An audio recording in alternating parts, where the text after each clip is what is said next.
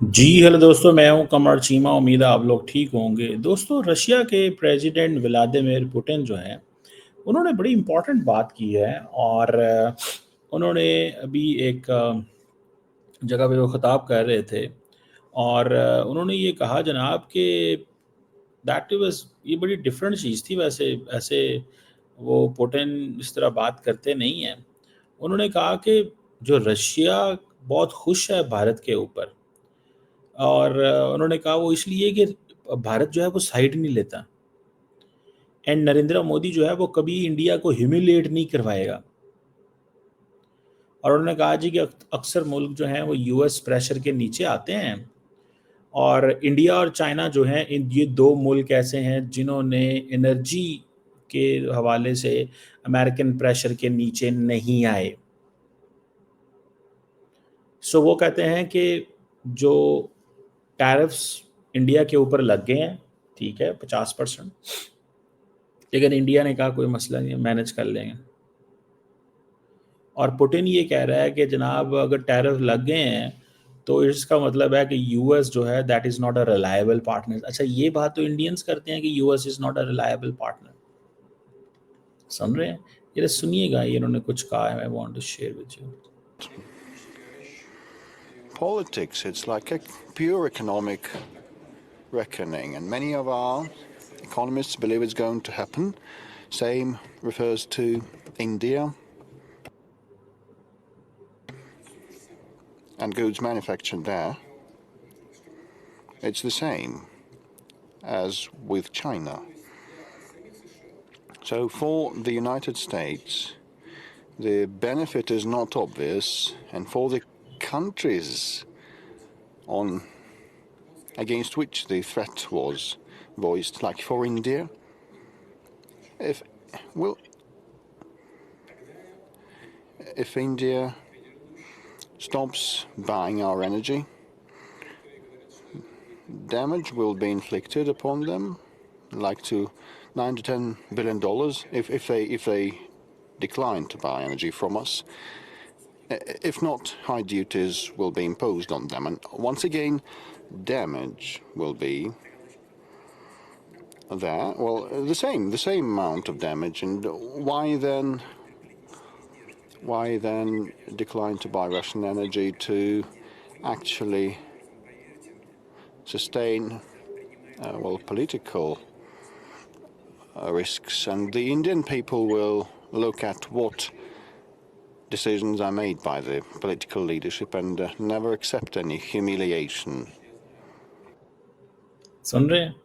वो कह रहे हैं कि वो ह्यूमिलिएशन नहीं बर्दाश्त करेंगे और उसने कहा है कि जनाब ये जो चीज़ है ना, ह्यूमिलिएशन नहीं बर्दाश्त करेंगे। वो मुल्क ऐसे हैं जो ह्यूमिलिएशन बर्दाश्त कर लेते हैं, अंडर प्रेशर आ जाते हैं, अंडर प्रेशर आ जाते हैं। सो पॉइंट यहाँ पे बहुत सीधा सा है कि ये समझ रहे हैं, इंडियंस ये कह रहे हैं कि हमारे साथ रशिया खड़ा हुआ है और रशिया ने भी बेसिकली हाथ दिया है इंडिया को और कहा है कि भाई तुम घबराओ मत, हम तुम्हारे साथ हैं, तुम इसमें बोलो, टेंशन मत लो, तुम्हें कुछ नहीं होगा, तुम्हारे इंटरेस्ट को हम वॉच करेंगे, that is there.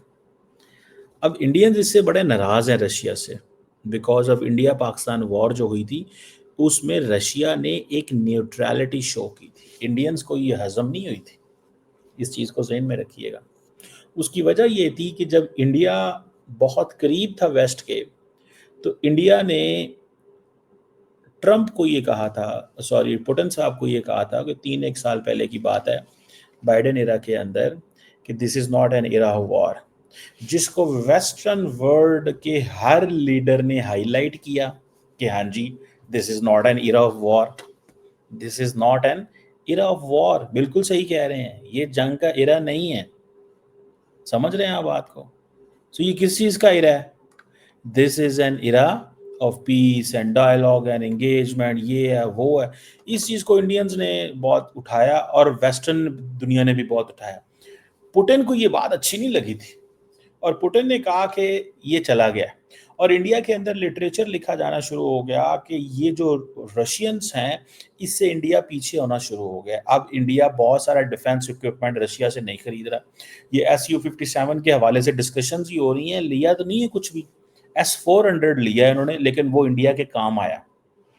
That is an Indian perspective कि वो हमारे काम आया। हमने ये भी हाल ही में भारत और पाकिस्तान की जंग के अंदर देखें, इंडियंस अफोर्ड कर सकते हैं S-400, पाकिस्तान नहीं अफोर्ड कर सकता। याद रखें, $1 बिलियन प्लस की वो बैटरी और वो सारा कुछ होता है, तो उसको इस्तेमाल करना। और फिर इंडिया की ये भी एक होती है कि अगर इंडिया ने ले लिया तो पाकिस्तान नहीं लेगा, इंडिया ने ले लिया है तो फिर ये पाकिस्तान नहीं ले सकता। ये इस पॉइंट को जेहन में रखें। तो रशियंस नाराज थे। अभी रशियंस ने दोबारा ये महसूस करना शुरू कर दिया है कि जो स्टेप बाय स्टेप इंडिया हमसे पीछे हो रहा था, दैट वाज देयर। ठीक है, हमसे पीछे तो हो रहा है, लेकिन अगर मुश्किल वक्त आ गया तो इंडिया खड़ा हो गया। और वो ये समझते हैं कि ये जो सारी की सारी जो सिचुएशन है, दैट इज देयर। मुझे जो चीज़ नज़र आ रही है, बहरहाल ये एक फैक्टर है, मैं तो इसको देख रहा हूँ। और इसीलिए उन्होंने कहा है, ठीक है जी, कि जनाब ये तो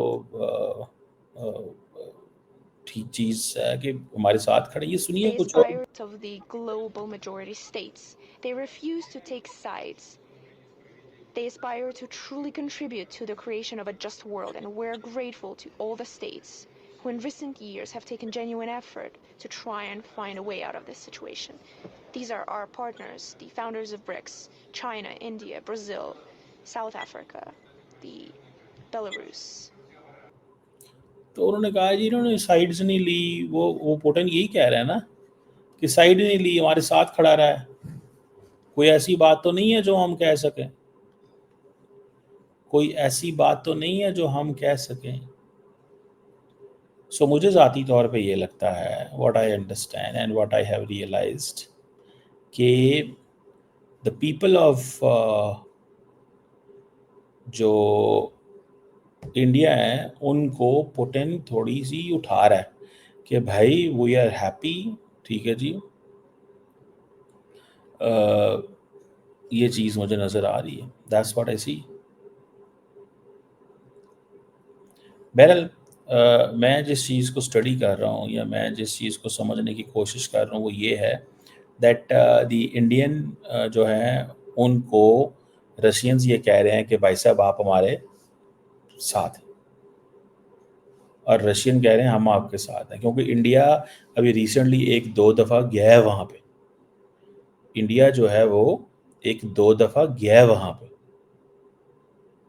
और उन्होंने और इसमें ये है कि उसमें जो जो डिफेंस मिनिस्टर हैं इंडिया के और NSA हैं और बाकी लोग जो हैं, जो जिसे वो कहते हैं ना, वो they are in this game के बाहर। वो गए हैं पुतिन से मिले हैं और बताया कि भाई हम तुम्हारे साथ हैं, जो भी तुम्हारे साथ मुश्किल होगी हम तुम्हारे साथ खड़े हुए हैं। This is what they are saying, this is what they are saying. So that's a significant चीज़ है ये एक सिग्निफिकेंट चीज़ है, याद रखिएगा इस चीज़ का। बहरहाल ये वो जिसे कहते हैं ना, एक लार्जर पिक्चर जो है वो ड्रॉ हो रही है। और इस लार्जर पिक्चर के अंदर इंडिया, चाइना और रशिया, ये रिक जो है रशिया, इंडिया, चाइना। लेकिन इंडियंस अभी इतनी जल्दी सिग्नल नहीं देना चाहते अमेरिकन को, because Indians are waiting for कि हमारी डील जो है वो किसी वो जिसे कहते हैं ना बेल मुंडे चढ़ जाए। अगर ये बेल मुंडे चढ़ जाती है तो दैट इज़ फाइन, अगर बेल मुंडे नहीं चढ़ती तो थोड़ा मुश्किल हो जाएगा। तो इंडियंस आई थिंक ये हो जाएगा, कोई मसला नहीं, हमारी जो है ना वो चीज़ बेहतर हो जाएगी। They are into this game, वो इस चीज़ को थोड़ा स्टडी कर रहे हैं। बहरहाल इसमें अहम चीज़ यही है कि वन वे और the other the Indians must look at this very carefully कि उनका इंटरेस्ट किधर है, उनका इंटरेस्ट किधर है। उनका जो इंटरेस्ट है वो जारी बात है इस चीज़ में है कि हमें हर कीमत में अपने आप को और अपने लोगों को और उन सबको बचाना है। ये इंटरेस्ट है, प्रोटेक्शन चाहते हैं वो प्रोटेक्शन चाहते हैं। आई डोंट नो क्या बनेगा इसका, ये किस तरह की प्रोटेक्शन होगी और कैसे प्रोटेक्शन होगी, ये एक फैक्टर है। I don't know on this. मुझे ज़्यादा उसकी वो जैसा कहते हैं ना, गेम बनती नज़र नहीं आ रही, गेम ज़्यादा बनती नज़र नहीं आ रही कि क्या सिचुएशन बिल्ड होगी। देखते हैं इसमें, ठीक है जी। Let's see what comes on this. लेकिन पुटिन को इस चीज़ की समझ आए। मैं ये भी आपको फैक्टर बताऊं, पुटिन जो है ना, वो इस चीज़ से समझता है कि इंडिया जो है वो मेल्ट डाउन हो गया हुआ था। जो अमेरिका इसको पिछले 15-20 सालों में ऑफर कर रहा था ना, वो मेल्ट इंडिया हो चुका हुआ था। ये तो ट्रम्प आया तो सारी चीज़ें जो है ना, और चाइना और रशिया जो है ना, दे विल कजोल इंडिया। वो उसको करेंगे, उठाएंगे दोबारा कि भाई साहब आप तो बड़े ज़बरदस्त मुल्क हो। इंडिया भाईजान आपने क्वाड का हिस्सा आप नहीं बने हैं। इंडिया भाईजान आप जो है वो तेल हमसे लेते रहे। सो रशिया और चाइना कहते हैं कि इसको रखे, लेकिन इंडियंस भी स्मार्ट हैं। वो इस वजह से नहीं कर रहे कि they are not joining Quad security component, इसलिए नहीं कि चाइना के लिए। वो समझते हैं कि हम अगर ये करेंगे तो फर्स्ट हम अपनी प्रिंसिपल पोजीशन से हट जाएंगे, सेकंड वो ये समझते हैं कि हमारे लिए इसको चलाना मुश्किल हो जाएगा। सो मेरा ख्याल है कि थिंग्स आर डिफरेंट। तो स्टेप बाय स्टेप अब मोदी साहब तो हर ट्वीट में ट्रम्प को कहते हैं comprehensive global strategic partner. Comprehensive वो नहीं ये कहते, वो क्वाड का जिक्र भी नहीं करते आजकल। वो क्वाड का आजकल जिक्र भी नहीं करते, वो उसको जिक्र मैंने कभी सुने नहीं किसी के मुंह से। और मुझे नहीं लगता कि ट्रम्प आएगा इंडिया इतनी जल्दी, जब तक इंडिया की और ट्रम्प की डील सेटल नहीं हो जाती। क्योंकि उनको बताया गया है ना, उनको इस चीज़ को बताया गया है।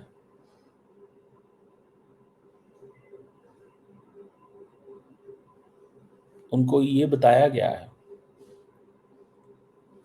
ठीक है ना। सो ये एक दैट इज़ समथिंग देयर, मुझे ये चीज़ नज़र आती है। और देखना ये है कि इंडिया पे कितना प्रेशर आता है, क्योंकि मेडिसिन्स पे 100% टैरिफ, फिल्मों पे 100% टैरिफ, पता नहीं किस किस चीज़ पे टैरिफ वो बढ़ाते जा रहे हैं। वो क्या नाम है, B1 B2 नहीं, H1B वीज़ा, इस तरह की चीज़ें। So I do see this in my understanding में, मैं इसको ये समझता हूँ कि ये एक लार्जर फ्रेमवर्क जो अमेरिका का है उसमें इंडिया फिट नहीं होता। और ये सिर्फ ट्रम्प नहीं है, मुझे मैं इसको I do not think this is just Trump, ठीक है। मैं नहीं ये समझता। अब वो पुटिन क्या कह रहा है, पुटिन कह रहा है जनाब मैं तो एआई पार्टनरशिप जो है वो इंडिया के साथ चाहता हूँ। अब सवाल ये है कि where does in America stand, where does Russia stands in AI. The real AI competition is between China and the Americans, not between the Russians and the others. और वो कहते हैं जी भारत के ऊपर हम ज़्यादा बड़ी इन्वेस्टमेंट्स करने जा रहे हैं, बड़ा कुछ करने जा रहे हैं। एक तो सारी बात है इंडिया का, वो समझते हैं कि हमारे साथ स्पेशल रिलेशनशिप है। This is Putin what he said. हमारा कभी भारत के साथ कभी कोई मसला ही नहीं रहा। वो ये कहते हैं हमारा भारत के साथ कोई मसला ही नहीं रहा। We had never had an issue with Bharat. Modi जो है वो एक रीजनेबल और वाइज लीडर है, ये पुटिन ने ये कह दिया, जो इंडिया के नेशनल इंटरेस्ट को देखता है। और ये जो इन्होंने बार बार फैसला किया था कि ये जर्मनी ये दिसंबर में आएंगे, ये सॉरी बार बार इन्होंने फैसला किया था कि जो अर्ली दिसंबर में पुतिन आएंगे। ये क्यों फैसला हुआ है? ये इसीलिए फैसला हुआ है ना, बिकॉज दे डू अंडरस्टैंड कि यार ये चीज़ ज़रूरी है। अब रशिया जो है वो एआई पार्टनरशिप कहता है मुझे इंडिया के साथ करनी है, पर इंडियंस नहीं मानेंगे AI partnership with Russia. They want it with the Americans. Indians are very technical about technology. वो चाइना की रशिया को अंदर भी नहीं घुसने देते। अब वो रशियन प्रेसिडेंट ने कहा है कि जी हम बॉलीवुड मूवीज़ को पसंद करते हैं, वो कहते हैं आपकी इतनी सी मार्केट है, मेरी इतनी बड़ी मार्केट है अमेरिका की और वेस्ट की। तेल निकाल दें तो रशिया इंडिया की ट्रेड तो उस पैमाने पे नहीं थी, और इंडियंस को इस चीज़ों को बहुत अच्छे से पता है। दे डू अंडरस्टैंड कि नहीं यार ये ऐसे नहीं है जैसे ये समझ रहे हैं। सो ये मैं समझता हूँ कि दैट इज़ समथिंग सिग्निफिकेंट, ये एक सिग्निफिकेंट चीज़ ज़रूर है, और लेट्स सी इसमें क्या निकलेगा, इसमें क्या निकलेगा। लेकिन मेरी अंडरस्टैंडिंग में Russians are are trying to, you know, give a message to India कि stand tall, stand united, stand where you are, don't just get bogged down or bow in front of the Americans.